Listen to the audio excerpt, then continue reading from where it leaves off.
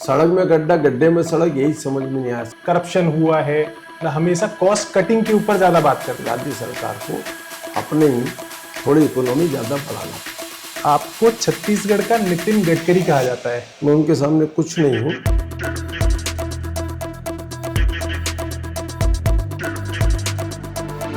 आज के पॉडकास्ट में जो हमारे साथ पर्सनैलिटी जुड़ रहे हैं वो एक बहुत ही विजनरी लीडर हैं और छत्तीसगढ़ के डेवलपमेंट में उनका एक बहुत ही इम्पोर्टेंट कंट्रीब्यूशन रहा है। अगर पॉलिटिकल कैरियर की मैं बात करूं तो वो 4 बार के एमएलए और PWD, housing development, urban administration और ट्रांसपोर्ट जैसे डिपार्टमेंट्स के मल्टीपल टाइम्स के मिनिस्टर रह चुके हैं। तो राजेश मुणत जी, आपका बहुत बहुत स्वागत है सर हमारे इस पॉडकास्ट में। सबसे पहला जो सवाल जिससे हम आइस ब्रेक क्वेश्चन बोलते हैं, तो आपको छत्तीसगढ़ का नितिन गडकरी कहा जाता है, तो इसको आप कैसे समझते हैं, कैसे लेते हैं अपने ऊपर? देखिए, नितिन गडकरी जी अपने आप में एक बहुत ही मानवीय व्यक्तित्व के साथ में एक विजन, एक सोच, एक कल्पना को मूर्त रूप देने वाले व्यक्ति है। मैं उनके सामने कुछ नहीं हूँ, लेकिन इतना जरूर है कि जीवन में कभी किसी से कुछ सीखने मिले तो सीखना जरूर चाहिए। उनका विज़न है, डेवलपमेंट उनकी सोच है, नई नई टेक्नोलॉजी का वो उपयोग करते हैं। टेक्नोलॉजी का उपयोग ही नहीं करते हैं, वो साथ में उसका प्रयोगात्मक दृष्टि से कैसे क्या हो सकता है उसका डीपली जाके स्टडी भी करते हैं। और स्टडी करने के बाद में कुछ मॉडल प्रोजेक्ट के रूप में वो काम करते हैं, और जब आम पब्लिक के लिए कुछ करते हैं तो बेबाक बातचीत भी करते हैं।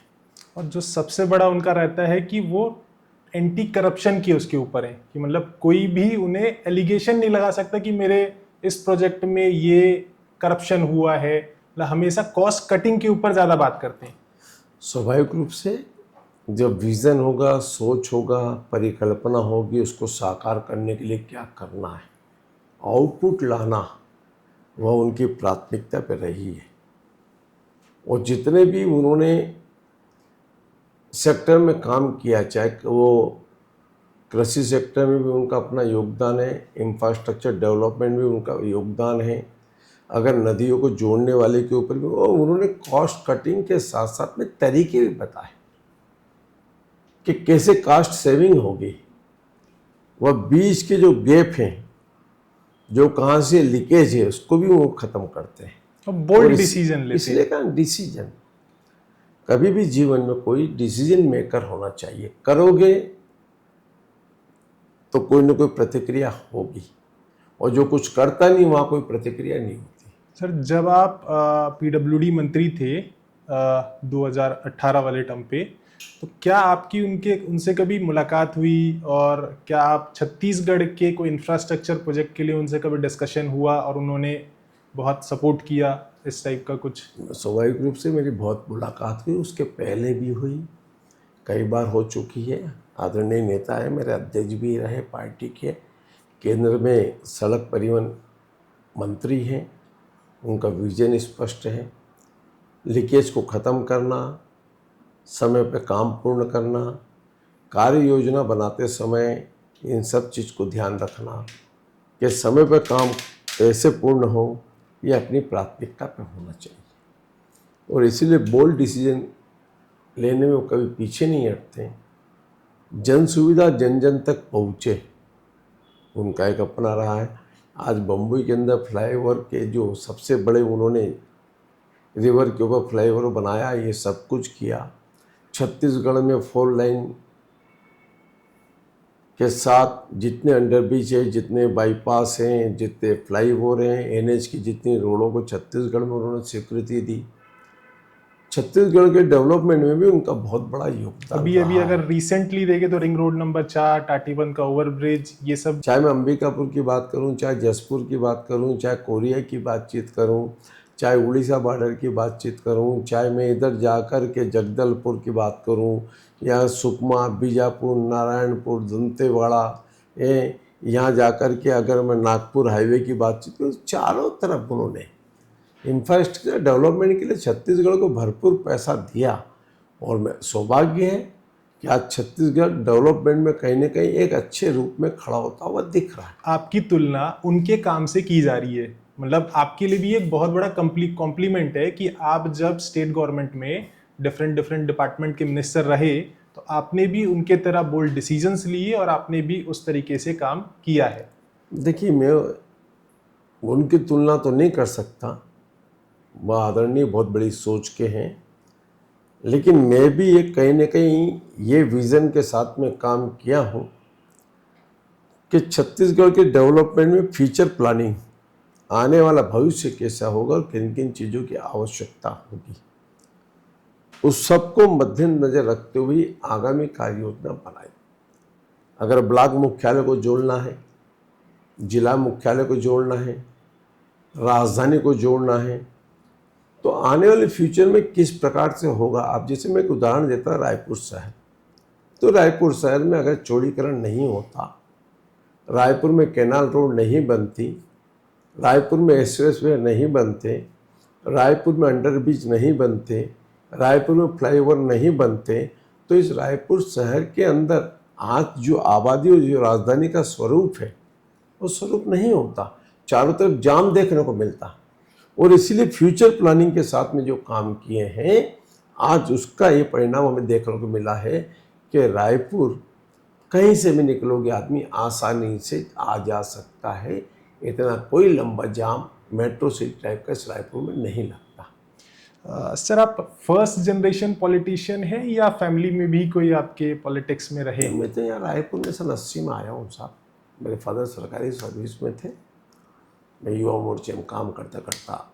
तो एक अगर फर्स्ट जनरेशन पॉलिटिशियन या फर्स्ट जनरेशन जो राजनीति में आता है तो उनको क्या क्या चैलेंजेस आते हैं और जैसे आपका इंटरेस्ट कहाँ से जागता है? देखिए, स्वाभाविक रूप से मेरे परिवार के अंदर बहुत से लोग इस क्षेत्र में रहे, मेरे ताऊजी भी रहे। मेरे परिवार में संघ का स्वयंसेवक था, परिषद में आता जाता था, युवा मोर्चे अंदर काम करते करते मैंने कभी कल्पना नहीं की थी मेरे को चुनाव लड़ना पड़ेगा। संगठन की सोच वाला हूँ, संगठन में काम करता रहा हूँ। संगठन ने दायित्व दिया कि नहीं, आपको जनप्रतिनिधि के रूप में भी, तो जनप्रतिनिधि के रूप में जब काम करना चालू किया तो मेरे को पहला चुनाव 2003 में लड़ना पड़ा। मेरे कार्यकर्ताओं की मेहनत और परिश्रम, उस समय के तत्कालीन पीडब्ल्यूडी मिनिस्टर थे तरुण दादा चटर्जी जी, और उनके सामने मेरे को पहली बार लड़ने का अवसर मिला और जनता ने सहयोग दिया। और अवसर मिला तो अवसर को तब्दील करके एक प्रगतिशील राज्य की उन्नति और प्रगति के मार्ग को आगे प्रशस्त करने के लिए अपने आप को झोंक दिया। पहली बार में ही आपको राज्य मंत्री बना दिया गया था जब आप फर्स्ट 2003 में इलेक्शन जीते थे। स्वाभाविक रूप से 2003 के अंदर में आया, स्वतंत्र विभाग प्रभार मेरे को दिया गया राज्य मंत्री के रूप में। उस समय मेरे पास पीडब्ल्यूडी विभाग, उच्च शिक्षा विभाग और उसके साथ में मेरे को इंडस्ट्रीज विभाग भी दिया। पहले 2 विभाग चले, फिर आगे चला, काम करता रहा। शिक्षा विभाग में आया, पाठ्य पुस्तक निगम का गठन किया, मुफ्त में किताब बांटने की योजना लेकर के आया।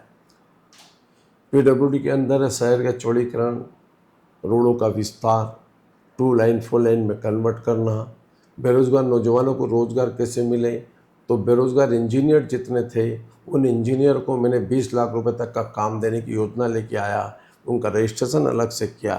कार्य योजना बना करके आदमी कह सकता है छत्तीसगढ़ में जितना काम हुआ इंफ्रास्ट्रक्चर का अकल्पनीय है।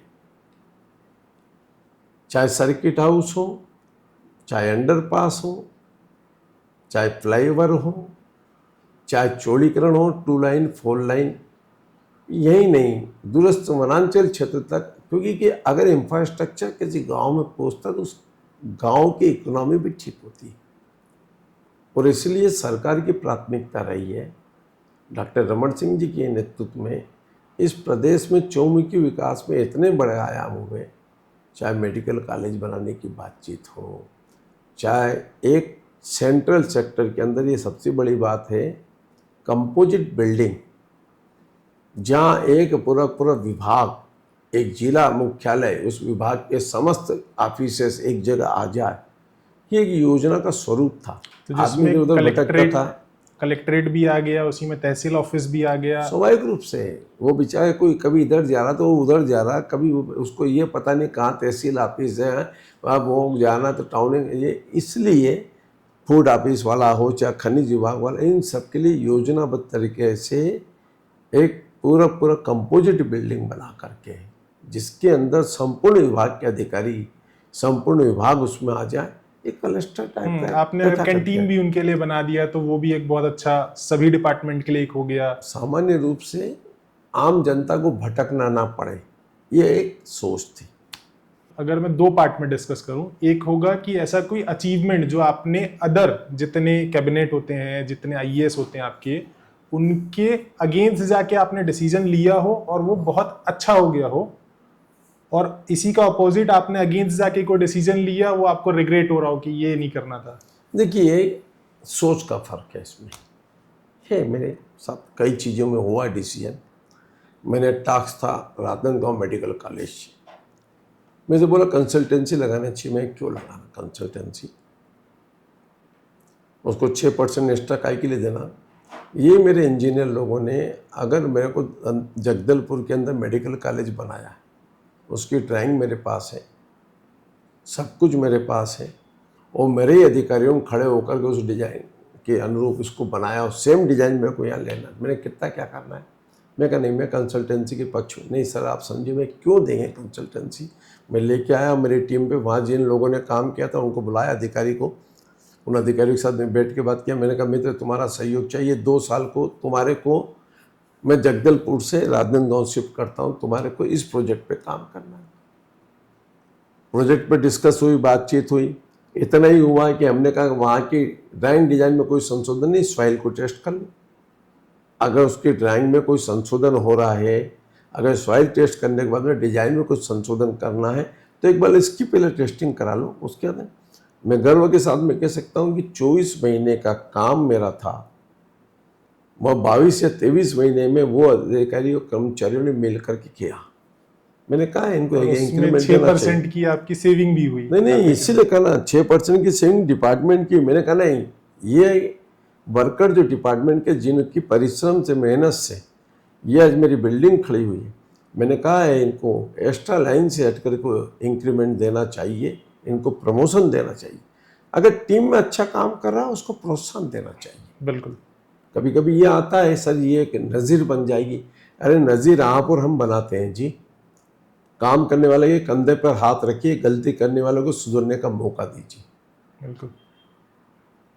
जब हम पॉलिटिक्स में काम कर रहे हैं तो हमारा काम खाली यही नहीं है कि जनता की संतुष्टि के लिए और जनता को खाली लफ्फाजबाजी करके मत प्राप्त करना नहीं। एक विजन, एक दृष्टि, एक सोच के साथ में अगर आगे नहीं बढ़ेंगे, और इसीलिए आज देश तरक्की की ओर जा रहा है, तो उसके अंदर एक विजन है देश के प्रधानमंत्री का कि भारत कहाँ से कहाँ होना चाहिए। तभी वो आज जनता के बीच में इस बात को रखें कि जो व्यक्ति आज की चिंता नहीं कर रहा है वो व्यक्ति 1947 की चिंता कर रहा, 2047 में देश कैसा होना चाहिए। तब तक तो डेवलप्ड कंट्री हो जाएगा इंडिया। फिर दूरदृष्टि, विजन, सोच और उसको मूर्त रूप देना आपका हमारा काम।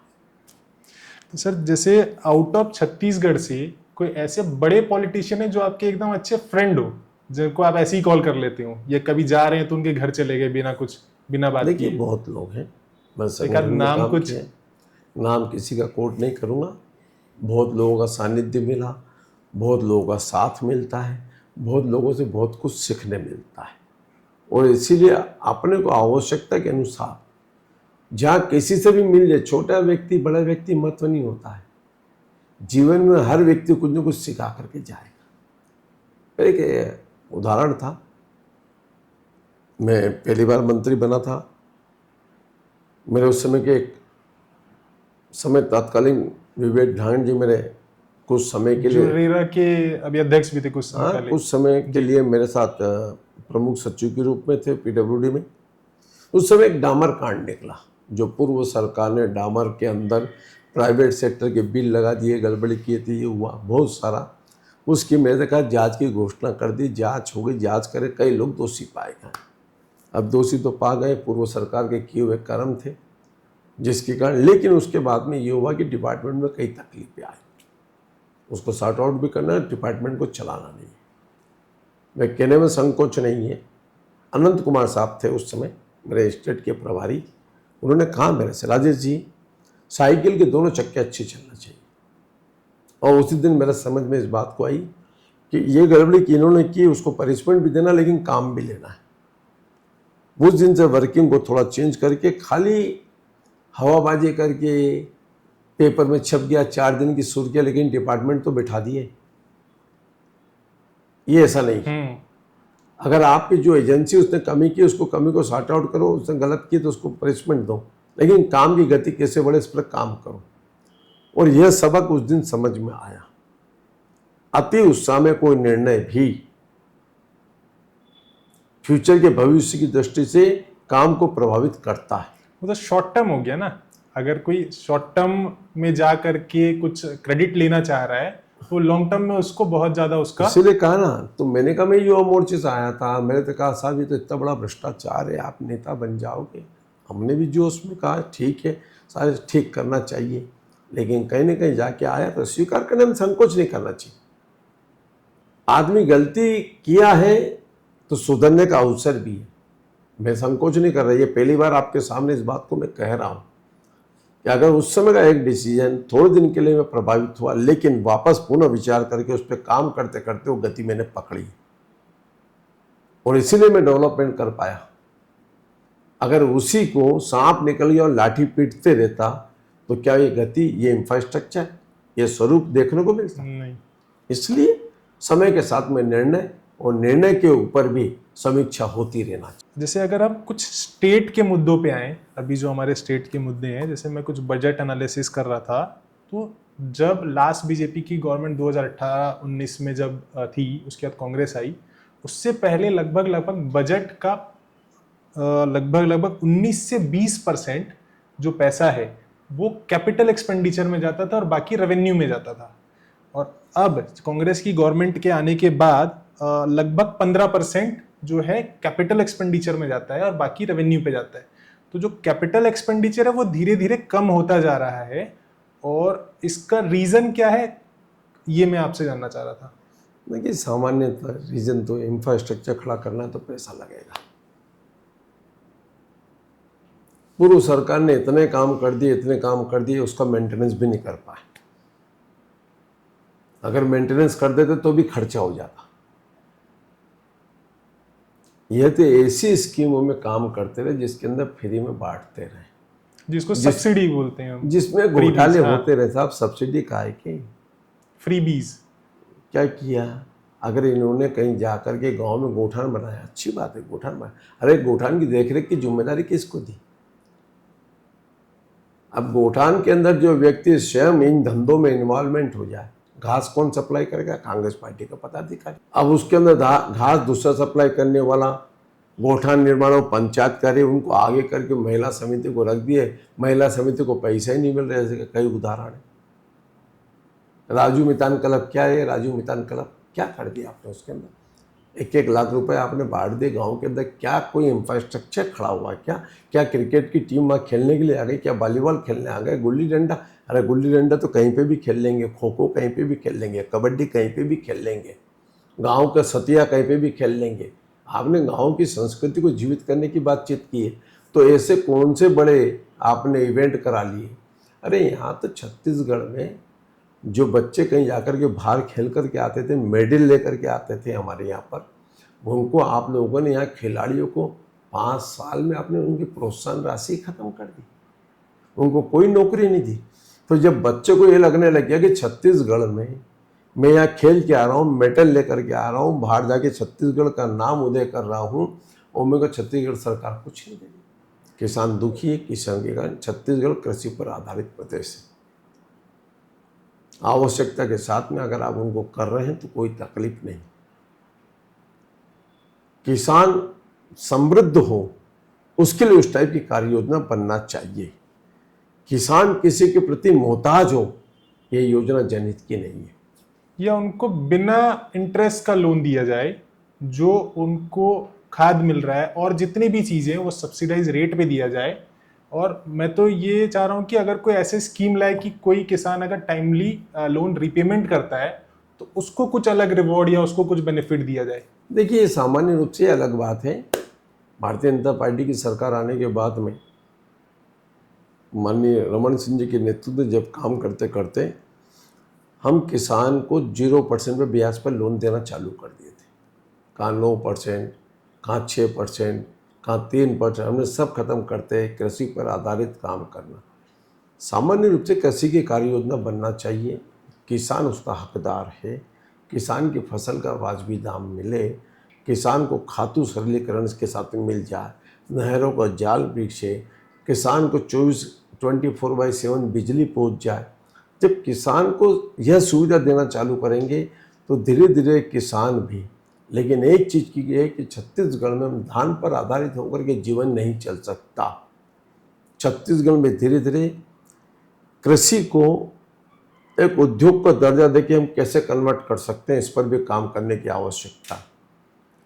गाँव में अगर खेती और किसान है तो उसकी सॉइल का टेस्ट होना चाहिए, उसका मिट्टी का परीक्षण होना चाहिए, और परीक्षण के बाद में उसको ये भी बताना चाहिए कि अगर आप इसकी जगह ये फसल लोगे तो आपको पानी कम लगेगा, आपकी ये जो धरती है, आपकी जो मिट्टी है, इसमें फसल ज़्यादा होगी, आपकी फसल की लागत कम होगी, आपका प्रॉफिट ज़्यादा बढ़ेगा।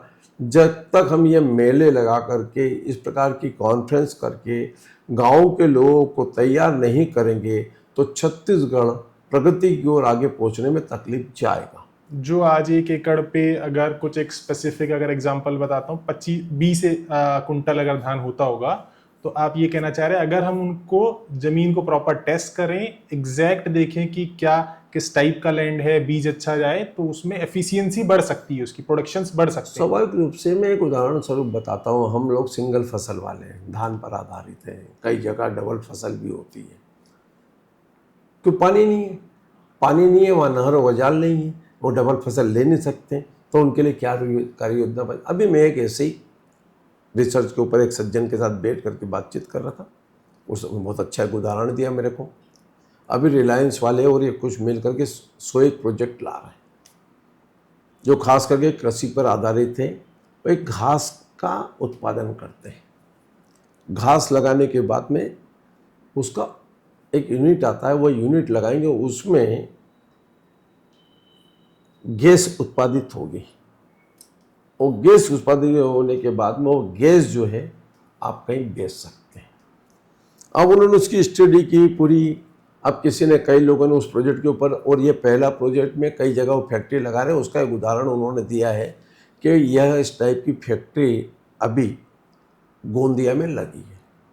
ठीक, अब वो घास है, घास के अंदर आप उस घास को साल में 3 बार मशीन चला करके इसको निकाल सकते हैं घास को।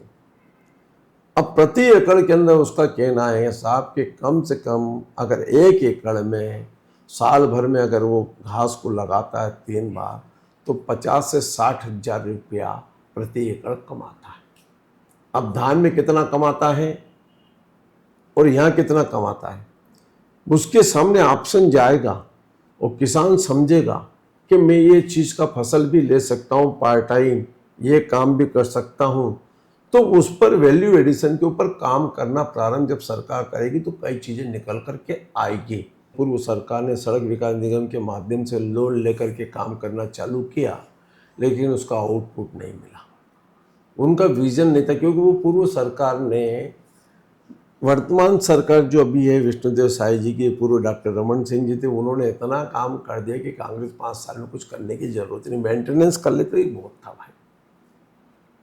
सड़क में गड्ढा, गड्ढे में सड़क, यही समझ में नहीं आया। सिर्फ उस सरकार ने एक ही काम किया, चारों तरफ भ्रष्टाचार के माध्यम से नए नए आयाम गठित करने का काम। कैसे अलग अलग रास्ते से हम पैसा इकट्ठा करके, पॉलिटिकल दृष्टि से छत्तीसगढ़ कांग्रेस पार्टी का एटीएम था, और उनका एक ही विजन था कि सिर्फ पैसा निकले कहाँ से वो हम काम करेंगे। चाहे वो धान पर आधारित हो, चाहे कोल माइंस पर आधारित हो, चाहे लीकर के ऊपर हो, चाहे खनिज संपदा के ऊपर हो, चाहे वह दवाई खरीदी योजना में हो, चाहे वो चावल घोटाले में हो, उन सब का एक ही उद्देश्य था कि सिर्फ अपनी जेब और अपनी पार्टी का एटीएम कैसे बने, ये सोच के साथ में भूपेश सरकार ने काम। अभी जैसे कोल ट्रांसपोर्टेशन का एक स्कैम आया था जिसपे उन्होंने ऑनलाइन डीओ को ऑफलाइन कर दिया था। तो आपने ट्रांसपोर्ट मिनिस्ट्री पे काम किया हुआ है, आप ट्रांसपोर्ट के मिनिस्टर रहे हुए हैं, तो क्या आपके समय ऑनलाइन था या ऑफलाइन था वो? दोनों विषय भिन्न हैं। पूर्व सरकार डॉक्टर रमन सिंह की जिस सरकार के समय टेक्निकल का सदुपयोग करते हुए, टेक्नोलॉजी का उपयोग करते हुए, उन्होंने कहा है कि जब आदमी पर्ची लेके जाता है, एप्लीकेशन डालता है, उसके बाद में परमिशन के लिए बाबू के पास घूमता, साहब के पास घूमता, उसको सबको ख़त्म कर दिया। आपकी डिमांड कितनी है, आप ऑनलाइन आवेदन दीजिए, ऑनलाइन अप्रूवल देना उस डिपार्टमेंट का कर्तव्य था, फिक्स कर दिया था। तो सरकारी कर्मचारी के पीछे घूमने फिरने की जरूरत नहीं थी, अधिकारी के पास जाने की जरूरत नहीं थी। आपको जितना माइनिंग ट्रांसपोर्ट करना है उतने का परमिट मिल जाता था, उतने माइंस वालों के पास पहुंच जाता था डिपार्टमेंट में, वहाँ से आपकी गाड़ी चालान करके आपको जाइए भर करके ले जाइए, कहीं जाने की जरूरत नहीं थी। उससे मुक्ति दिलाती थी। भूपेश बघेल जी की सरकार आई, 6 महीने के अंदर उसने ऑफलाइन कर दिया। ऑफलाइन वही परंपरा, जाइए एप्लीकेशन लगाइए, बाबू के पीछे घूमिए, साहब के पीछे घूमिए, जब तक उनको लक्ष्मी का दर्शन नहीं कराओगे आपको परमिशन नहीं होगी। और इसीलिए उस चक्कर के अंदर सरकार उलझ गई पूरी की पूरी। उन्होंने 25 रुपये टन के हिसाब से ट्रांसपोर्टिंग का पैसा लेना चालू कर दिया। ईडी की रेट पड़ी, सब चीज़ें पकड़ में आई, कई लोग जेल में, कई लोग बेल में। तो इस प्रकार के धंधे उस सरकार में कई होते रहे हैं। और इसीलिए वापस जब ये सरकार आई तब मैंने उस प्रश्न के ऊपर बात कड़ी की, तो सरकार ने एक लाइन में कहा वापस पुनः ऑनलाइन चालू कर रहे हैं। और आपने अभी एक विधानसभा में भी सवाल उठाया था कि जो हमारे राशन कार्ड हैं उसको भी आधार से लिंक किया जाए। स्वाभाविक रूप से पूर्व सरकार ने भी कहा, केंद्र सरकार का कहना है सिंगल राशन कार्ड प्रणाली, जिससे चाहे वहाँ से चावल ले ले, जिसको जो लेना वो वहाँ से ले ले, क्यों एक जगह जा कर के लेगा। और जिस सरकार ने, पूर्व सरकारों ने जिन दुकानों के अंदर अगर वो व्यक्ति गया है, उसका थंब लगा है, उसका फोटो लिया है और व्यक्ति वो राशन नहीं लिया, उसके नाम का राशन कोई दूसरा उठा गया, आपका उसका स्टॉक वहाँ पड़ा हुआ है और राशन दुकान में करोड़ों रुपए का भ्रष्टाचार हो गया, सैकड़ों टन राशन दुकानों में जमा है, तो वो रखा कहाँ है? एक 10 बाई 10 की दुकान के अंदर कितना राशन रख लोगे? सैकड़ों दुकानों का सत्यापन नहीं हुआ, ऑडिट रिपोर्ट नहीं आई। और जब ये किसी ने नहीं किया तो इतने बड़े बड़े प्रशासनिक अधिकारी, सरकार के मंत्री, सब ने मिल करके लीपापोती करके ख़त्म करने की कोशिश की। और जिसके अंदर कई जगह स्कैंडल में कई लोग, अभी कुछ लोग जेल चले गए, कुछ लोग बेल पर हैं। अभी जैसे हम बात करते हैं विजन का, जो हम बात कर रहे थे, तो अगर नितिन गडकरी साहब ने नागपुर में एक मेट्रो का प्लान किया और उन्होंने चालू भी कर दिया, जिसकी कॉस्ट थी 8,580 करोड़ रुपए। और वहीं रायपुर, जो कि उससे क्षेत्रफल में ज़्यादा है, अगर रायपुर और नागपुर का कंपैरिजन करें तो नागपुर 80% है उसका क्षेत्रफल में। तो यहाँ पर एक स्काई वॉक है हमारा, जो कि 72 करोड़ की लागत से बन रहा था और अभी भी वो अधूरा है कहीं ना कहीं। देखिए, दो विषय भिन्न है। मेट्रो चलाना एक अलग बात, स्काई वॉक एक अलग योजना है। जो स्काई वॉक का योजना है उसमें ये जयस्तंभ चौक और शास्त्री चौक, वहाँ से लेके अंबेडकर चौक तक, इन चौकों पर जो आदमी पैदल चलते हैं, उस पर रिक्शा भी चलता है, पैदल आदमी भी चलता है, साइकिल वाला भी चलता है, स्कूटर भी चलता है, कार भी चलता है, सामान लेके ठेला भी जाता है। तो ट्रैफिक तो कहीं से बढ़ता ही नहीं था। आए दिन शास्त्री चौक जाम रहता है। पहले एक बहुत बड़ी रोटरी थी, उसके अंदर छोटी हो गई, फिर एकदम छोटी हो गई, आखिरी में शास्त्री जी के क्वांटम बिठा दिए ले जाकर के। हमने इसकी योजना बनाई, सर्वे किया, सर्वे की डिटेल रिपोर्ट है। रिपोर्ट में प्रावधान है कि कौन कौन व्यक्ति कितने पैदल कहाँ से कहाँ तक आते जाते हैं, सब कुछ है।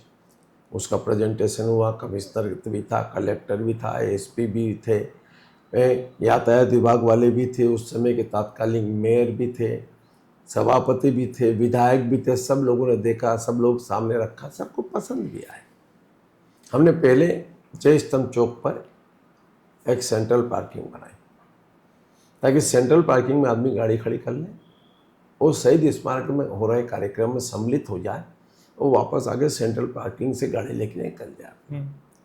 मेन रोड है हमारी जी रोड, उसके ऊपर दिन भर गाड़ियाँ वहाँ खड़ी रहती, जाम होता है, ऊपर कार्यक्रम होते हैं तो सैकड़ों गाड़ियाँ खड़ी हो जाती है आकर के। उससे जाम दिलाने के, मुक्ति दिलाने के लिए ये काम कर दिया है कि यहाँ का। इससे आगे बढ़े तहसील ऑफिस है, तहसील से कलेक्टर, कलेक्टर से न्यायालय, न्यायालय से डीके अस्पताल। अब कलेक्टर और तहसील के बीच के अंदर कितने ही हैं लोग जिनके काम चलते रहते, तहसील ऑफिस में आना जाना, वकील हो या हितग्राही हो या कोई प्रशासनिक काम हो, सब नीचे नीचे पैदल पैदल जाते थे। वही तहसील ऑफिस में कोई स्टैम्प का काम है तो नोटरी करवा करके वहीं से सब पैदल चलते, हजारों की संख्या में निकलते थे। तहसील से कलेक्टर को जोड़ दिया, कलेक्टर में भी एक सेंट्रल पार्किंग बना दी ताकि लोग वहीं गाड़ी खड़ा करके, मल्टी लेवल पार्किंग है, बड़े आराम से खड़ा करके वहाँ से अपना कलेक्ट्रेट का काम निकालो। अगर तहसील जाना तो वहीं ऊपर ही ऊपर आ जाओ, चले जाओ। मेकार है एक सुपर स्पेशलिटी हॉस्पिटल, वो है, रेरा का ऑफिस भी है बाजू में, सब है। ऊपर से नीचे, ऊपर जाइए आप आराम से। तो किसी ने कहा भाई साहब यहाँ तक जाएंगे आदमी को चढ़ने में तकलीफ आएगी, तो हमने उनके सुझाव को माना। सुझाव में ये किया कि हमने एस्केलेटर लगवा देंगे ताकि एस्केलेटर में आदमी चढ़ना आसान है, चढ़ जाएगा साहब, कोई तकलीफ नहीं। फिर किसी ने कहा साहब वो मरीज वहाँ से यहाँ लाओगे, तो मैंने कहा हम दोनों तरफ लिफ्ट लगवा रहे हैं, ऊपर ही ऊपर आदमी आ जाएगा, आप भी ऊपर ही ऊपर चल दोगे, किसी को भी कहीं कोई तकलीफ नहीं। मूल उद्देश्य था कि शहर का जो जाम वाला हिस्सा था, जो पैदल चलने वाले यात्री हैं, उनको आसानी से गति मिल जाए। तो प्रोजेक्ट तो अच्छा था लेकिन वो अभी तक कंप्लीट इसलिए नहीं हो पाया है कि जो वर्तमान इसकी पूर्व सरकार थी उनके दिमाग में कोई चीज़ समझ में नहीं आई। उन्होंने क्या किया, खाली रोक करके रख दिया। रोक के क्यों रख दिए? अपना ईगो। विधानसभा में तो कभी क्वेश्चन नहीं उठाए, 5 साल के अंदर न कहीं कुछ बोले। सरकार जाने के बाद में उनको करोड़ों का भ्रष्टाचार लग रहा था, उन्होंने जांच करवा ली। 3 कमेटियां बन गई, 3 कमेटियों ने जांच कर ली है। टेक्निकल कमेटी बन गई, उसने कर लिया। सीएस की अध्यक्षता में कमेटी बनी, उसने भी जांच कर ली। माननीय विधायक जनप्रतिनिधियों की कमेटी बनी, उसने भी जांच कर ली। ईओडब्ल्यू के अंदर केस भी दे दिया, उसमें भी जांच करके आगे क्लीन चिट हो गई कि कहीं किसी प्रकार का भ्रष्टाचार नहीं है। आपने 5 साल रोक के क्या किया? एक ही काम किया, इतना ही। उसका इंटरेस्ट कॉस्ट हो गया होगा लगभग 10 करोड़। अब इसलिए क्या उनका उद्देश्य क्या था? काम रोक दियो। काम रोकने के बाद में आपने इतना ही हुआ है ना कि उसकी कॉस्ट बढ़ गई। अरे एक छोटा प्रयोग करके देख लेते, आपको नहीं आ रहा समझ में ना, तो चलो तहसील ऑफिस से इसको जोड़ के देख लेते, कुछ भी करके देख लेते, कोई डिसीजन ले लेते। आपको तो नहीं जमा, मतलब राजा लोग थे, बात करेंगे छत्तीसगढ़ के हित की है। अरे भाई साहब आपके अनुकूल नहीं है, कोई बात नहीं, इसको क्या कर सकते, 4 लोग बैठ के बात करते, तोड़ देंगे, ये वो कर देंगे। अरे एक अब लग रहा है ये कंप्लीट हो जाएगा, होगा 100%। जिस सरकार ने रायपुर को राजधानी के रूप में विकसित प्लानिंग के साथ में बसाने के लिए 1 रुपया खर्च नहीं किया साहब 5 साल में। कोई एक प्रोजेक्ट नहीं है जिस 5 साल में इस प्रदेश के मुख्यमंत्री उस समय के रहे वर्तमान भूपेश बघेल जी ने कोई एक काम किया जो बता दें, जिसका भूमि पूजन उसने किया, उसका लोकार्पण किया। तो उनका विजन ही नहीं था। और आखिरी में जब ये लगातार मुद्दा हो गया कि राजधानी में कुछ नहीं किया, तो आखिरी में 3 का भूमि पूजन किए, जिसका ना तो कोई अलॉटमेंट आया, ना कोई टेंडर हुआ, ना कोई ड्राइंग डिजाइन बनी। तात्यापाड़ा चौक का चौड़ीकरण, सर्वे ही पूरा कंप्लीट है। सर्वे है तो नजरुल की ज़मीन है, नजरुल की ज़मीन में मुआवजा कैसे बांट दोगे साहब? किस नियम एक्ट में बांट दोगे? खाली कर दिए, चौड़ीकरण हो गया, अलॉट होना चाहिए, उसके बाद है आप टेंडर निकाल दिए, हो गया। नहीं हम कर देंगे, क्या कर दोगे? एक्सप्रेस वे को भी इन्होंने एक और बार मैं ऐसे कई कहा ना, 5 साल में एक्सप्रेस वे नहीं खोल पाए जी। उसकी कमी क्या ये नहीं बताया। एक्सप्रेस वे की ड्राइंग डिजाइन बनाने वाला कौन है? एनआईटी के लोगों ने बनाया उसकी ड्राइंग डिजाइन। कहीं कमी बेसी है तो उसको समझो, पहले टेक्निकल रूप से समझो, उसको ठीक करें। लेकिन 5 साल में कुछ नहीं पड़ा है, वही लोग आ रहे जा रहे हैं। अगर आज एक्सप्रेस वे नहीं होता तो कितना जाम होता शहर, तो कहा ना आज जो फिर शहर घोषणा की कर लाइफ दें, लाइन बन गई है वो। कहा ना तो फिर घोषणा कर दें भाई वाई सेफ का एक आरोप भी बना। अरे वो 5 साल पहले का रखा हूँ मेरे भाई, मैं अपने कार्यकाल के अंदर छोड़ करके आया, उसकी ड्राइंग डिजाइन तुम उसी को फाइनल नहीं कर पाए 5 साल। मैं खारून रिवर फ्रंट बना रहा था तो तुमने उस समय विरोध किया भूपेश बघेल जी ने कि नहीं यहाँ जमीनों का ही है। अब ये भूपेश बघेल जी उसी का भूमि पूजन किए, ठीक ना तो उसकी ड्राइंग अप्रूवल हुई है ना बजट अप्रूवल हुआ, खाली सुर्खियां बटोरने के लिए, जनता को गुमराह करने के लिए टेंडर। अरे उससे स्वीकृति नहीं हुई तो क्या करोगे एक आप? इन्होंने माता कौशल्या मंदिर जो बनाया वो एक थोड़ा रिमार्केबल प्रोजेक्ट था जो माता कौशल्या जी के नाम पर राजनीति की है। No project. एडीपी की रोड पहले से बन रही थी, सब रोडें थे, ठीक क्यों नहीं हो गई? तालाब का सौंदर्यीकरण हुआ, भगवान राम का वहाँ जो प्रतिमा लगाई गई है वो प्रतिमा का चेहरा नहीं मिलता, स्ट्रक्चर नहीं मिलता, करोड़ों रुपए का वारा न्यारा वो तो करके उसके अंदर बहुत जल्दी में लगा दिया ऐसा। मैं जब गया था लास्ट मुझे लगा कि बहुत जल्दी काम हो गया उसका, जल्दी और क्या काम है? उस चक्कर अगर में गलत कर दिया कोई उन्होंने। चीज अगर गलत सही क्या, कोई चीज समय पर तो होगी ना। डिलीवरी का भी समय है, बिफोर डिलीवरी नहीं, जो होगी तो मूर्ति गड़बड़ाएगा का मामला। मूर्ति का जो स्ट्रक्चर बिगड़ा वो ये लगा कि उन्होंने बहुत हड़बड़ी थी इसको अरे इम्प्लीमेंट करने की। जिसने किसी ने भी कहा ना, सबका एक समय होता है, समय के बिफोर कोई भी चीज करोगे हड़बड़ी के अंदर तो गड़बड़ाता है मामला। तो ये सरकार सिर्फ नाम छापने के चक्कर में, हड़बड़ी के चक्कर में कई चीज गड़बड़ा कर चल दी, इसीलिए भूपेश पर भरोसा खत्म हो गया, मामला खत्म। अगर नालंदा परिसर का हम डिस्कशन करते हैं, लगभग 15.25 करोड़ रुपए की लागत से बना हुआ नालंदा परिसर है। वहां से मैंने भी पढ़ाई की है, मैं चार्टर्ड अकाउंटेंट हूँ। 2018 में मैं वहां पढ़ता था। तो ये एक छत्तीसगढ़ में ही नहीं लेकिन इंडिया में अगर हम उसको देखा जाए तो भी एक बहुत अच्छा प्रोजेक्ट है। तो मैं एक चीज समझना चाह रहा था कि अगर हम छत्तीसगढ़ के 8 से 10 जगह जहां पर स्टूडेंट्स ज्यादा हैं, इसका ये बड़ा रूप में, इससे थोड़ा थोड़ा छोटे रूप में भी अगर अपन बनाए, जो आपकी गवर्नमेंट बनाए तो देखिए सरकार का स्पष्ट मत आया इतने सालों के बाद में। एक सेंट्रल लाइब्रेरी पहले बनाए हमने, राजधानी में कभी नहीं थी। सेंट्रल लाइब्रेरी बनने के बाद में एक बार हम जब वहाँ की जनसंख्या बढ़ गई तो हम एक बार पूर्व सीएम डॉक्टर रमन सिंह जी को लेकर गए थे। वहाँ समझ में आया कि नहीं, हमने कहा एक स्ट्रक्चर बिल्डिंग और बढ़ा दें साहब की। फिर बाद में समझ में आया कि चलो, तो ओपी चौधरी जी इस समय कलेक्टर थे, उनके साथ में बैठ करके प्लानिंग के साथ में, चलो साहब एक साइड में 6 एकड़ ज़मीन बची है, उसको एक नया स्वरूप डिजाइनिंग करके उसमें स्मार्ट सिटी का पैसा कुछ लगा करके, कुछ हमारे पैसे लग गए डिपार्टमेंटली, कुछ लोगों ने खनिज निधि का पैसा लगा करके ओवरऑल एक अच्छा सा स्ट्रक्चर नालंदा परिसर बन गया। एक अलग से एक उसकी सोसाइटी बना दी, उसको रन कर रही है। एक मॉडल स्वरूप एक इतनी अच्छी चीज़ बनी जो हमने प्रदेश में भी तब्दील करने के लिए योजना बना ली। हमने बनाई है कि अन्य जिलों में भी नालंदा परिसर गठित होगा ताकि बच्चों को, मैंने कहा ना, अच्छी चीज़ किसी ने की उसको एक विज़न के रूप में पूरे प्रदेश में हम इम्प्लीमेंट कैसे करें, ये हमारी प्राथमिकता होना चाहिए और हम उस पर काम कर रहे हैं। सर अगर आपसे मैं 2 म्यूचुअली एक्सक्लूसिव चीज देना चाहूँ, वर्किंग और public relation as a politician. एक होता है कि हम बैकएंड पे वर्क कर रहे हैं और एक होता है पब्लिक रिलेशन की हम फ्रंट में जा करके पब्लिक रिलेशन कर रहे हैं। तो इन दोनों का बैलेंस कैसे होना चाहिए और आप किस पे फोकस करते हैं? देखिए मैं दोनों चीज़ों पर फोकस करना चाहता हूँ। क्षेत्र की जनता की डिमांड क्या है? रोड, नाली, इंफ्रास्ट्रक्चर, ये तो रोज़ बनेगा। अगर रोड बन गई है तो नाली भी बनेगी, नाली जाम होगी तो सफाई भी होगी, खंभा लगा दिया तो लट्टू भी लगेगा, लट्टू लगेगा फूटेगा भी, फिर वापस रिपेयरिंग करने, जीवन भर का काम है। लेकिन कुछ ऐसे प्रोजेक्ट होना चाहिए जो आम जनता के हित में आए, जिसका बेनिफिट आने वाले समय जनता को मिले। और इसलिए जब जनता से संवाद करते हैं तो उनको मूल आवश्यकता क्या क्या चीज़ों की है उसकी भी स्टडी समय समय पर करते रहना चाहिए। अगर शहर का कोई प्लान बनता है, शहर का मास्टर प्लान बनता है तो 30 साल के विजन का बनता है। तो अगर राजनीतिक जीवन के अंदर भी कुछ करना है तो आपका भी विजन प्लान होना चाहिए, आपकी सोच होना चाहिए कि मेरे क्षेत्र की जनता को किन किन चीज़ों की आवश्यकता है उसकी पूर्ति मैं कैसे करूं, मेरे स्टेट की जनता को किन किन चीज़ों की आवश्यकता है उसकी पूर्ति कैसे करूं। इसलिए कार्य योजना बनाते समय सामंजस्य, अनुभव का लाभ और इम्प्लीमेंट की समय सीमा, ये तीनों मिलेगी समय पर तो समय का उपयोग सब कर पाएंगे और समय पर लोगों को डिलीवरी कर पाएंगे। तो आपका कहना ये है कि दोनों का बैलेंस होना जरूरी है कि आप काम भी करें और पब्लिक रिलेशन भी बहुत अच्छा मेंटेन करें। बहुत जरूरी है, पब्लिक रिलेशन ही आजकल महत्वपूर्ण है। दुख सुख में खड़ा होना है, एक दूसरे से संवाद करना, चर्चा करना, लेकिन जहाँ जनहित के मुद्दे हैं वहाँ जनता के साथ खड़ा होना भी, उसको इम्प्लीमेंट भी कराना, यह हर जनप्रतिनिधि का कर्तव्य होना चाहिए। जनरली होता ये, लोग सिर्फ पब्लिक रिलेशन में रहते हैं और काम में थोड़ा पिछड़ जाते हैं। नहीं, मैं नहीं मानता, मेरा मत स्पष्ट है।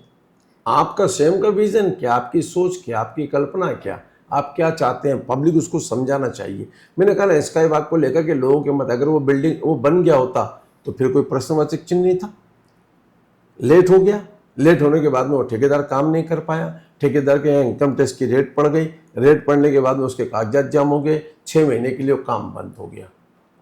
अब 6 महीने के लिए काम बंद होने के बाद में अलग अलग विजन की, जब महानगर की तर्ज पे जाना चाहते हैं हम, आधुनिक इकोनॉमी ने कहा ना, सरकार की सोच छोटी है। जब पूरे देश में टेक्नोलॉजी का उपयोग कर रहे हैं, ऑनलाइन सिस्टम हो रहा, आवेदन तुम्हारा ऑनलाइन हो रहा, जमा ऑनलाइन हो रहा, बिजली बिल ऑनलाइन हो रहा, तुम्हारा टैक्सेस प्रणाली ऑनलाइन हो रही, वहाँ सरकार ऑफलाइन कर रही, पेमेंट भी ऑनलाइन हो रहा है है ना। आजकल, यूपीआई। जब सब कुछ कर रहे हो हैं और आप उस दिशा में जा रहे हैं, तो सरकार की सोच क्या थी कि अपनी आमदनी कैसे निकले, तो उसको ऑफलाइन कर दो। क्योंकि आज आप नागपुर जाएं तो एक एंड से दूसरा एंड है लगभग 15-20 किलोमीटर, वहां पर मेट्रो चल रही है जिसका कि 85 अपन 85 ने बहुत कोशिश किया छत्तीसगढ़ के रायपुर में भी मेट्रो चलाने के लिए, क्या कर सकते हैं, रायपुर वाइबल नहीं है। जितना बड़ा शहर की दृष्टि था, यहाँ से अगर हम दुर्ग, भिलाई, चरोदा, कुमारी, रायपुर, नया रायपुर, इसके आसपास सराउंडिंग चलाएंगे तो वाइबल हो सकता है, क्योंकि ट्रैफिक का कंजम्पशन बड़ा है। छत्तीसगढ़ में इलेक्ट्रिक बसेस उसकी एक सब्स्टिट्यूट हो सकता है, वो अलग बात, क्योंकि चलना उसी रोड पे ना, वो पहले ही रोड इतनी पावरफुल बनी हुई है कि उस पर इतना ट्रैफिक है, उसी में इलेक्ट्रिक चला तो फर्क क्या पड़ेगा। ये डबल है, नीचे भी ऊपर भी। मेट्रो मतलब तीव्र गति की ट्रेन, समय पर पहुंचाना, हो सकता है काम कर, लेकिन वाइबल नहीं है। राज्य सरकार को अपने ही थोड़ी इकोनॉमी ज़्यादा बढ़ाना पड़ेगा। और सर जैसे जो टियर 2 टियर 3 सिटीज़ हैं, इंदौर, नागपुर, जयपुर, ऐसे शहरों में अभी बड़ी कंपनियां TCS, विप्रो जो मास रिक्रूटमेंट करती है, तो अगर नया रायपुर में इनका कुछ बड़ा ऑफिस आ जाए तो हमारे जो लोकल्स हैं जितने भी, उनको जॉब के लिए बाहर नहीं जाना पड़ेगा। देखिए सब, जितनी भी बड़ी कंपनियाँ आती है वो मार्केट सर्वे भी करती है। हमने कोशिश की है, हमने 20,000 स्क्वायर फीट की एक बिल्डिंग बना करके रखी है, खाली आ करके उनको पलक लगाना है। उन्होंने सर्विस की, कितने इंजीनियरिंग कॉलेज है, कितने बच्चे आएंगे, कितने मेरे को आउटपुट मिलेगा, लेकिन अभी भी सरकार उन सब के लिए काम करने को तैयार है, कोशिश कर रही है। अभी वर्तमान हमारे OP चौधरी जी हैं, उन्होंने इसके लिए प्रयत्न किया और प्रयत्न करते हुए आगे बढ़ रहे हैं। हो सकता है भविष्य के अंदर कोई एक बड़ी अच्छी कंपनी आ जाए, तो एक दो अगर आ गई तो बहुत सस्ता। जैसे मैंने एक उदाहरण स्वरूप आपको बताया, मैंने एक ऑटोमोबाइल के लिए बहुत कोशिश की, एक ऑटोमोबाइल इंडस्ट्री आ जाए।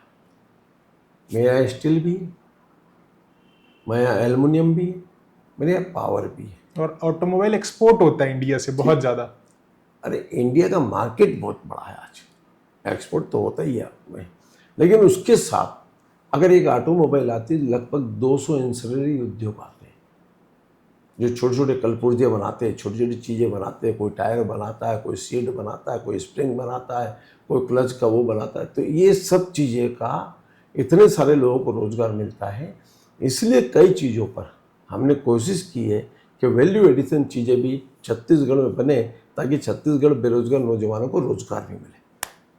और सर एक आखिरी टेक्निकल सवाल कि हर जो विभाग होते हैं, जो PWD, ट्रांसपोर्ट, जितने भी मंत्रालय होते हैं, उसमें कोई रिसर्च एंड डेवलपमेंट डिपार्टमेंट होता है क्या, जो अलग अलग शहरों में जाकर, अलग देशों में जाकर नई टेक्नोलॉजी को, लो कॉस्ट चीज़ों को यहाँ पर ला सके? देखिए ये सब चीज़ें इंटरेस्ट का विषय है, ऐसा कोई डिपार्टमेंट नहीं है। संबंधित विभाग का इंटरेस्ट कितना जागृत होता, हमें कुछ करना है। रिवर फ्रंट के अंदर हमने कोशिश की थी, बिलासपुर के अंदर रिवर फ्रंट पे थोड़ा बहुत काम हुआ है।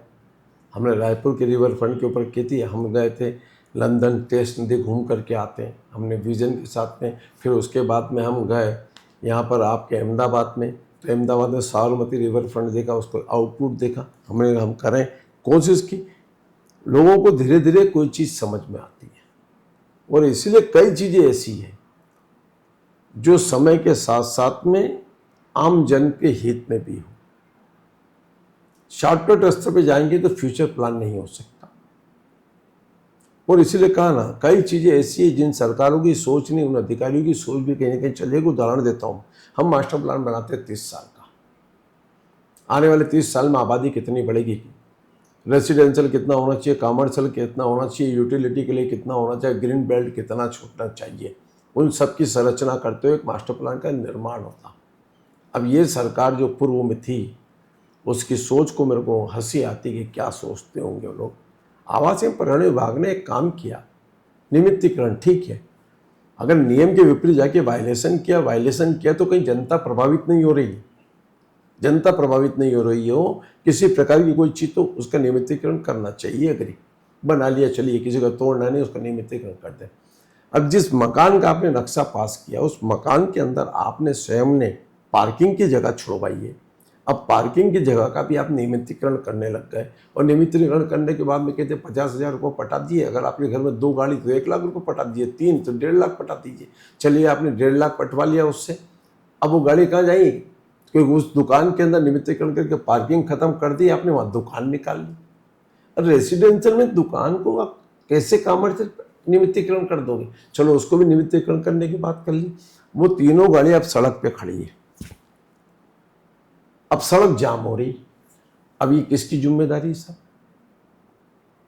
ये तो नगर निगम के रिस्पॉन्सिबिलिटी में आता है, और जो वो नियमितीकरण के चार्जेस लेते होंगे, जो 51 गुना का जो उसमें पेनल्टी लगती है, नियमितीकरण में जिस चीज़ों का ध्यान नहीं है किसी का, रेसिडेंशियल में पार्किंग नहीं होगी, गाड़ियाँ सड़क पे खड़ी होगी आपकी, तो सड़क जाम नहीं होगी।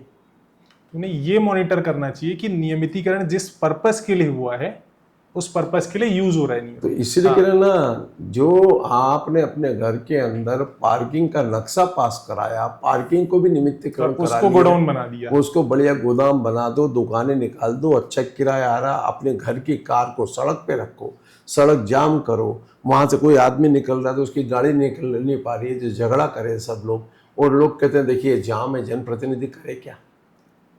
तो कुछ ऐसे जो सिर फिरे लोग भी निर्णय कर जाते हैं, वो जनहित के निर्णय नहीं है। और अगर आप लैंड यूज भी कई बार जब मास्टर प्लान में आता है तो लैंड यूज को भी बहुत केयरफुली करना चाहिए। मैंने इसीलिए कहा ना आपको कि कोई प्लान बनता 30 साल का बन रहा है।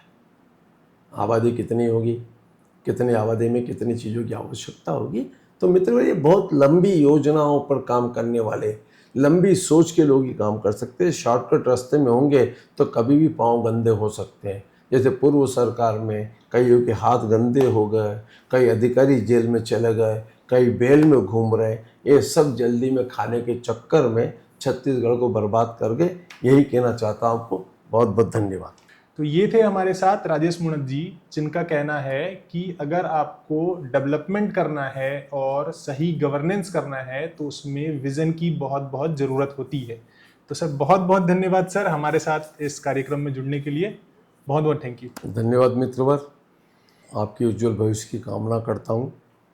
इसी प्रकार से आप हर विषय के ऊपर छत्तीसगढ़ के जनप्रतिनिधि व अधिकारियों से भी चर्चा करते रहें, ताकि छत्तीसगढ़ प्रगतिशील राज्य की ओर में आगे बढ़े, उसमें आपका भी योगदान हो। आयुष जी, आपके प्रति शुभकामनाएं व्यक्त करता हूं। मैं तो यही आपसे आग्रह करूंगा, एक अलग सेक्टर को आपने चुना, आप सीए हैं, अकाउंट में हैं, अकाउंट में बैलेंस शीट देखना, छत्तीसगढ़ की बैलेंस शीट को आप जनता की निगाह से देखें, क्या चाहती है जनता, उनके विजन, उनकी सोच, उनकी कल्पना को मूर्त रूप में जो की जिम्मेदारी होती है उसको सही दिशा में लेके जाना, उसमें आप भी एक माध्यम बने। यही मैं आपके प्रति आभार व्यक्त करता हूँ। बहुत बहुत धन्यवाद सर।